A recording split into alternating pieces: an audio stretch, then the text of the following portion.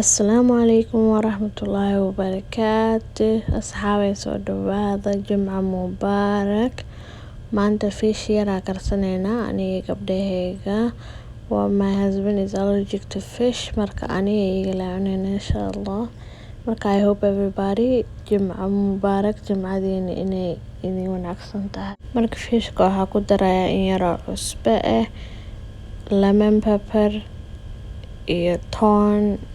kadibna ovenka gelinaya insha Allah kadib fishkeena saan oo kusoo baxay marka waxaan sameynayaa waan jajabinayaa sifa aan rootiga dhexda ugu gurano insha Allah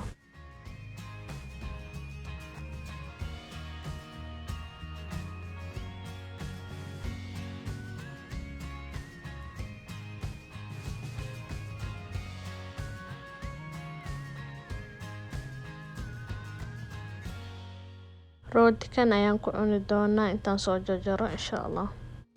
digoodan soo diyaariyay barbecue sauce aan ugu daray fruitkooda u jarjaray meesha u saaray always fruit kuma cunaan but waan u saaraa markay cunaanna waan arkaa haddana weelasha ayaan dhaqanayaa insha Allah taala jimcihiina baliiga warama setihiin caafimaadkiina I hope everybody is doing well anaga caafimaadkeena u fiican yahay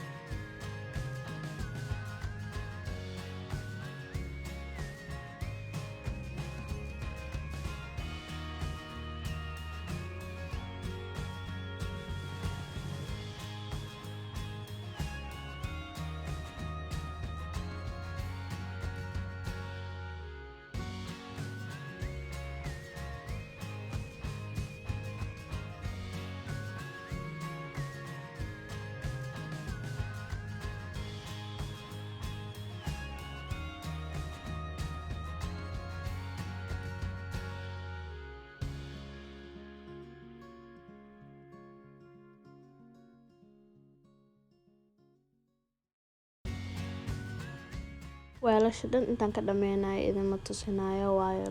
long idin ku noqonaya marka just a little bit la idin ka tusin doona insha Allah marka kugu horeyso oo channelkan aad soo imaanaysa haduu yahay please subscribe fadlan subscribe garee buttonka guduudan taabo mise cas hadba saa u taqaanin gambaleelka taabo si every video aan duubo uu kugu soo dhaco aad iyo aad u mahadsan tahay and thank you for being here